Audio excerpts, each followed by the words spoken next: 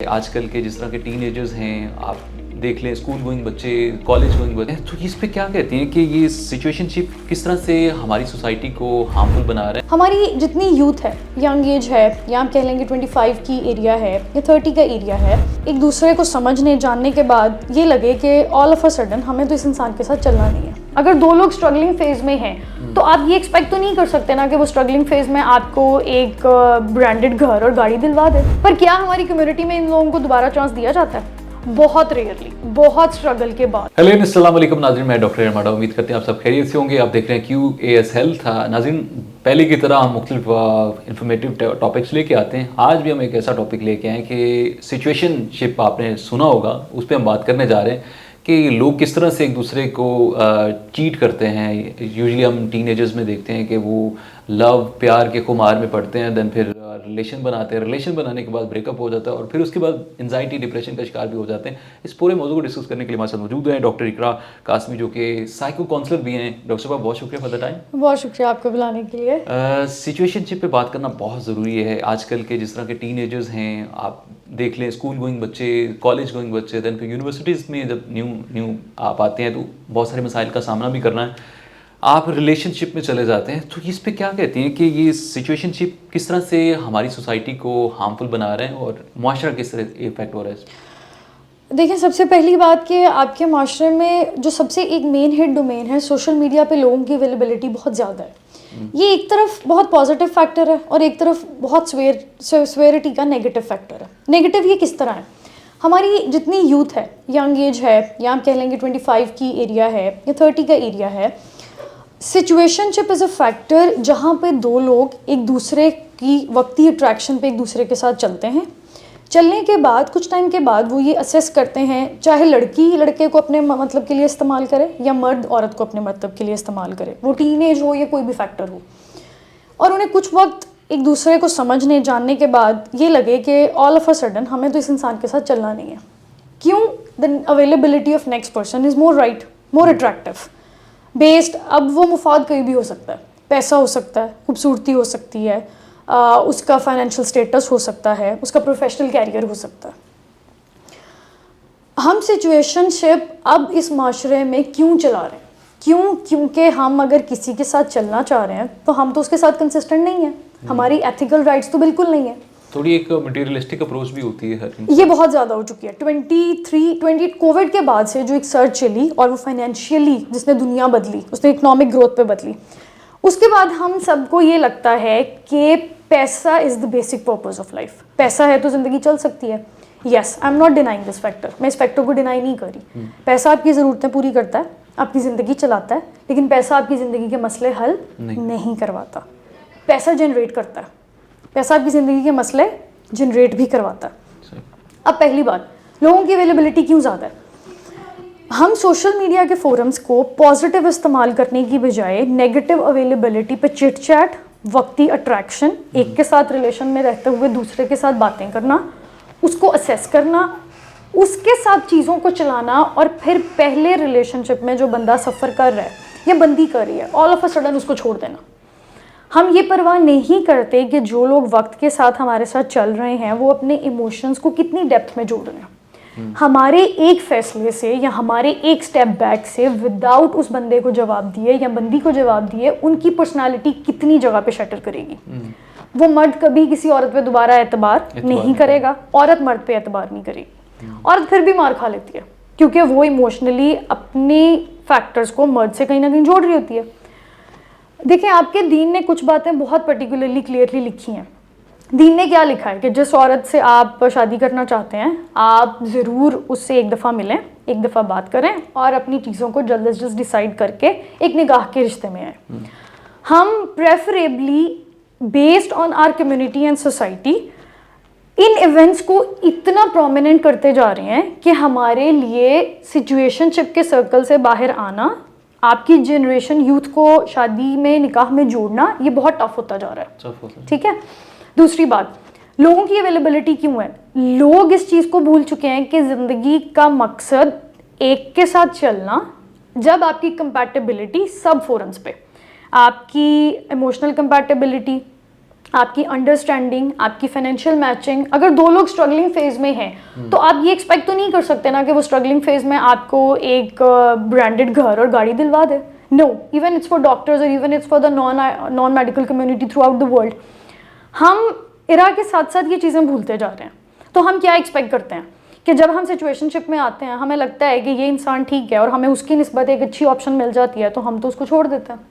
That is not the way to carry your life. फिर जब उस इंसान, उस मर्द या लाइक लड़का या लड़की की पर्सनैलिटी शैटर्ड हो जाती है, वो कितने ट्रॉमेटाइजिंग इश्यूज़ का शिकार होते हैं। जनरलाइज्ड एंजाइटी उनका हिस्सा बन जाती है, पैनिक अटैक्स उनकी एंजाइटी का हिस्सा बन जाते हैं। कोई भी ट्रॉमा उनका फैक्टर ट्रिगर कर देता है। तो वो लोग फिर दोबारा जब किसी रिश्ते में जुड़ते हैं तो उन्हें दूसरे स्टेबल बंदी की मेहनत चाहिए होती है। हम वो कौम है जो इमोशनली स्ट्रॉन्ग भी है और उतनी इमोशनली वीक भी है। तो हम अपने इमोशंस की वजह से सिचुएशनशिप में इंडल्ज होना तो प्रेफर करते हैं, लेकिन उससे निकलना हम प्रेफर नहीं करते। So that is the factor which our community is lacking over there. अच्छा, एक ट्रेंड और भी हम देख रहे हैं कि कॉमन होता जा रहा है, जैसे कि ब्रेकअप होना, फिर तलाक हो जाना। अभी रिसेंटली एक हमारे हाँ ये मसला हुआ, जैसे शोएब मलिक और सानिया की तलाक हुई और फिर एक और जोड़े का टूट जाना। ये बड़ा ट्रेंड एक सेट किया जा रहा है, लोग सेलिब्रिटीज़ को ज़्यादा फॉलो करते हैं। एक ग्लैमर है, ग्लैमर को फॉलो कर रहे हैं सोशल मीडिया पे, फिर सेलिब्रिटीज़ को डिजिटल मीडिया पे। आप क्या देखती हैं कि मुआशरे में इस चीज़ को कॉमन समझा जाना एक अच्छा रवायत है, और दूसरा लोगों को इस तरह से फॉलो करना, जिस तरह से सोशल मीडिया पे ये चीज़ें चल रही हैं, तो क्या ये रिलेशनशिप में बिगाड़ नहीं है आगे मुआशरे की? देखें, आप अगर ये कहते हैं ना कि हम सेलिब्रिटीज़ को फॉलो करते हैं, फॉलो करना बहुत अच्छी बात है। किसी को अपनी ज़िंदगी की इंस्पायरेशन रखना भी अच्छी बात है। मैं बहुत लोगों की ज़िंदगी की इंस्पायरेशन हूँ, फीमेल्स की हूँ, मेल्स की हूँ, ठीक है। लेकिन क्या मैंने कभी इस फैक्टर को राइज किया है कि situationship is best? Divorce ratio आपकी कम्युनिटी में बहुत ज़्यादा हो गई है बेस्ड ऑन द फैक्टर आपकी अरेंज मैरिजेस में जिन दो बंदे और बंदी को रिलेशनशिप में डाला जा रहा है, सम फैमिलीज और even they are not preferring to talk before marriage. Even it's their right to meet once to talk. आप मिलें, आप एक दफ़ा बात करें। आप इस चीज़ को प्लीज़ प्रेफरेबल करें कि आप वक्ती थोड़ी बात करें, आप अपनी कंपैटिबिलिटी तो असेस करें। चलें अगर आप नहीं करते, अब फैमिली वाइज भी चलते हैं, तो क्या फैमिलीज, आप पेरेंट्स तो इतने कंफर्टेबल हैं सबकी ब्लेसिंग्स के लिए कि वो तो इस चीज़ को अप्रोचेबल कर देते हैं, ठीक है। चलें, मैं कहती हूँ कई लोगों की बात नहीं होती, लोग अभी भी इस ज़माने में कहेंगे कि हमारी फैमिलीज अलाउ नहीं करती। चलें, आप फिर मुझे ये बताएं कि शादी के बाद आप दो लोग अपने इमोशंस पे मेहनत कर रहे हैं? डाइवोर्स रेशो क्यों बढ़ रही है? Tolerance is not in your youngsters. एक पार्टनर कॉम्प्रोमाइज करता है, yes, and second is not, second is rigid. They say that this is not the compromising part, so we are not going to compromise. देखें, tolerance है ना, आप किसी भी चीज़ की बिल्डअप कर लें, आप किसी के नेचर की कर लें, गलत की कभी ना करें। मैं गलत के फेवर में नहीं हूँ, आप सही की टॉलरेंस बिल्डअप कर लें। जब आप कर लें, ऐसा नहीं है कि मेरी लाइफ में नीचे स्ट्रगल नहीं है, मुझे यहाँ तक बिल्डअप होने में कितनी स्ट्रगल है, no one knows that, but they are just seeing that doctor Iqra Qasmi is doing internationally and nationally. अब मेरी लाइफ सोशल मीडिया पे चलें वक्ती फैंटेसाइजिंग भी है, तो क्या आप सोशल मीडिया से नीचे लोगों को मिलते हैं? क्या आप उनकी ज़िंदगी की स्ट्रगल बैठ के सुनते हैं? क्या आप किसी पर्सनालिटी की बात करते हैं?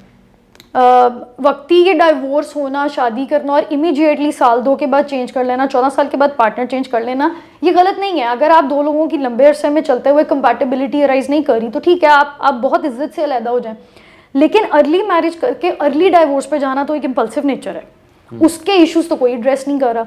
फिर जो दो पार्टनर्स डाइवोर्स की तरफ जाते हैं, क्या उनसे कभी पूछा जाता है कि उनके नेक्स्ट रिलेशनशिप में आने के इश्यूज क्या हैं? Our community is not giving them a chance to remarry. Divorce is a label tag over man and woman. Recently, I saw few cases where man was really innocent. They have no flaws over their marriages. That females were the victim parts. Okay, चलें divorce इस case में हो गई। कुछ cases में बंदियों का कुछ कसूर नहीं होता, उसमें मर्द विक्टिम होते हैं, मर्द औरतों को विक्टिमाइज करते हैं। पर क्या हमारी कम्युनिटी में इन लोगों को दोबारा चांस दिया जाता है? बहुत रेयरली, बहुत स्ट्रगल के बाद। इनकी फैमिली स्ट्रगल करती हैं, इनके पेरेंट्स स्ट्रगल करते हैं। करंटली तो अगर आप बात करते हैं यंग एज पे एक फैमिली वाइज आपको अच्छा इंसान ढूंढना, उसके साथ कंपैटिबिलिटी ढूंढना जो आपको कैरियर में और हर जगह ग्रो करवाए, ये लोगों को प्रेफरेबल बहुत मुश्किल से मिलता है। तो लोग वक्ती उन रिलेशनशिप्स में गुजारा कर लेते हैं जहाँ पे उन्हें कॉम्प्रोमाइज़ भी करना पड़ता है। That is never the solution to your life. Solution क्या देखते हैं? बिकॉज जैसे आप कह रही है कि डाइवोर्स भी हो जाता है, 5-5 साल 10-10 साल भी मैं देखता हूँ कि शादी के बाद डाइवोर्स हो जाता है और बच्चे उस सफ़र करते हैं। तो क्या समझती हैं कि प्री मैरिज काउंसलिंग होनी चाहिए और पेरेंट्स का क्या किरदार होना चाहिए एक अच्छा रिश्ता ढूंढने में? बिकॉज पेरेंट्स भी समटाइम ऐसा होता है कि ऐसा रिश्ता दे देते हैं, बाद में वो हस्बैंड या वो वाइफ उस तरह से सर्वाइव नहीं कर पाते, उनमें कॉम्प्रोमाइज़ करने की जो कैपेबिलिटीज़ हैं, वो जो बिहेवियर है, वो अप्रोच नहीं होती, वो नहीं ले पा जाते। आप क्या समझती हैं कि आपकी नज़र में क्या होनी चाहिए काउंसलिंग का देखिए, रोल? प्री मैरिटल काउंसलिंग बहुत ज़रूरी है इस टाइम पे। 2020 कोविड की एक सर्च के बाद जैसे दुनिया ने रिवॉल्विंग अराउंड पे चेंज किया है ना, पाकिस्तान ने वेस्टर्न कल्चर को बहुत ज़्यादा ऑप्ट कर लिया। उनके जितने फ्लॉज हैं वो पाकिस्तानी ऑप्ट करके बैठ गए हैं। अब हमें वो चीज़ गलत नहीं लगती क्योंकि हमारे दीन ने कुछ रिस्ट्रेंट्स बताई हैं। आप इसका सोल्यूशन सिर्फ एक है, आप मॉडर्न एरा में अपनी स्पिरिचुअल कनेक्शन की तरफ वापस चले जाएं, अब दीन की तरफ वापस चले जाएं। मैंने आज भी चेंज मेकर सुमिट इवेंट में अपनी लिबरल वे में बताया कि मैं दीन की तरफ हूँ। आप अल्लाह से उसकी यारी का हक अदा कर दें, ठीक है? वो दुनिया में आपके साथ कुछ गलत नहीं कर सकता, ना होने देता है। हम लोग स्पिरिचुअल कनेक्शंस को छोड़ के जब वर्ल्डली मटेरियल अप्रोचेस पे लोगों को असेस करते हैं ना, तो हम उन रिलेशनशिप्स में ठीक नहीं जा सकते। दूसरा सोल्यूशन क्या है? आप प्री मैरिटल काउंसलिंग करें, आप प्री मैरिटल कंपैटिबिलिटी भी असेस करें। मैं ये नहीं कहती कि आप शादी से 8-8 महीने पहले की रिलेशनशिप स्टार्ट कर दें, आप बातें शुरू कर दें और आप कहें जी के 8 महीने बाद आके हमें तो लग रहा है कि हम कंपैटिबल नहीं हैं। हर इंसान की ज़िंदगी के 3 फैक्टर्स होने चाहिए जो उसको लगता है कि मैं इस रिलेशनशिप में अपने पार्टनर के साथ तो कॉम्प्रोमाइज़ नहीं कर सकती, या उसे लगता है कि मैं तो नहीं कर सकता, या रेस्ट आर द फैक्टर्स जिसमें वो कॉम्प्रोमाइज़ कर सकते हैं। आप उन्हें डिस्कस कर लें, आप सिर्फ उस पर वे आउट जान लें, आप ना बातों को बढ़ाएं, आप ना उन कन्वर्सेशंस को करें, आप ना मीटअप्स को प्रमोट करें, ठीक है? सेकेंडली, प्री मैरिटल काउंसलिंग के बाद टॉलरेंस की कैपेसिटी होनी चाहिए। अगर आप दो लोगों को लगता है ना कि आप एक रिश्ता चला सकते हैं और आप उसमें एक दूसरे को समझदारी से टॉलरेट कर सकते हैं, मेच्योरिटी से चल सकते हैं, तो फिर आपके डाइवोर्स केसेस की रेशो कम हो सकती है, बेस्ड ऑन द फैक्ट कि वो दोनों पार्टनर शादी के बाद दूसरे पार्टनर्स की अवेलेबिलिटी बिल्कुल जीरो करते हैं। प्रोफेशनल लाइफ कंटिन्यू करें, that is the need of the hour, but उसे पर्सनल लाइफ तक ना लेके जाएं। और तीसरी बात, अगर आप कहते हैं कि बच्चे सफ़र करते हैं, तो देखें 14 साल की शादी के बाद अगर दो लोग ये समझते हैं ना कि हम कंपैटिबल नहीं हैं, तो बहुत उनका सालों से चलता हुआ ये एक वाइज डिसीजन होगा कि वो इस फेज़ पे आके कुछ चीज़ों की नॉन टॉलरेंस पे सोच रहे हैं कि हम नहीं चलना चाहते। बच्चे सफ़र करते हैं, बच्चे हमेशा करते हैं, तो मैं कपल थेरेपी में ये ज़रूर एडवाइस करती हूँ कि please before you think that you want to conceive, think about your differences of your relation. आप अगर इस वक्त में सोच को नहीं बदलेंगे और आप कोई चेंज नहीं लाएंगे, तो आप नई जनरेशन की सोच नहीं बदल सकते। That is the 3 main solutions in my point of view. Right. अच्छा, आफ्टर ब्रेकअप रिलेशनशिप टूट जाता है, उसके बाद जो डिप्रेशन एंजाइटी का लोग शिकार होते हैं, वो किस तरह से निकलें? क्या थेरेपी होनी चाहिए उनके लिए? देखें, उसमें सबसे पहली चीज़ कि आपका खुद पे यकीन मजबूत होना चाहिए। गलती आपकी है या नहीं है, but please leave your past in your past, be in your present. Secondly, start rebuilding your trust again, that is your basic component. एतबार करना आसान नहीं है, लेकिन किसी को जान के उसको मौका देना आसान है। और मैं ये ख़ास तौर पे टीनेजर्स को ज़रूर कहना चाहती हूँ कि प्लीज़ अपने मुफाद के लिए किसी बंदे या बंदी को पर्सनली इस्तेमाल नहीं करें। लोग इमोशंस में हिट होके तबाह होते हैं, फिर वो अपने रिश्ते नहीं चला सकते और आप उनकी हेल्प नहीं कर सकते। एज बिंग काउंसलर्स आपको क्लिनिकल साइकोलॉजिस्ट मिलेंगे, आपको साइकेट्रिस्ट मिलेंगे, आपको डॉक्टर्स मिलेंगे। फ्यूचर में मुझे भी एक साइकेट्रिस्ट बनना है, जो कि मैं इन प्रोसेस हूँ। लेकिन क्या मैं उस स्टेज पे भी आके जो लोग इमोशनली डाउन है, जिनको तबाह किया गया है, मैं उन लोगों की ज़िंदगी कितने लेवल्स तक सेट कर सकती हूँ? I can try my best, yes I can do, but not to that point where they can not do for themselves. Right. बहुत शुक्रिया, हमारे साथ मौजूद थी डॉक्टर इकरा कासमी, जो बता रही थी कि किस तरह से प्री मैरिज काउंसलिंग होनी चाहिए और जो लोग डिप्रेशन या एंजाइटी का शिकार हो जाते हैं वो खुद को किस तरह से सेफ रख सकते हैं। और इसके बाद हमने बात की कि सिचुएशनशिप क्या होती है, इससे किस तरह से बचा जा सकता है और हमारे माशरे में अभी जो ट्रेंड सेट किया जा रहा है इसको किस तरह से प्रिवेल होने से बचाया जा सकता है। तो उम्मीद करते हैं आज का शो आपके लिए बहुत मुफीद साबित होगा। अपने मेज़बान डॉक्टर इकरा को इजाज़त दीजिए। अल्लाह ने के बाद।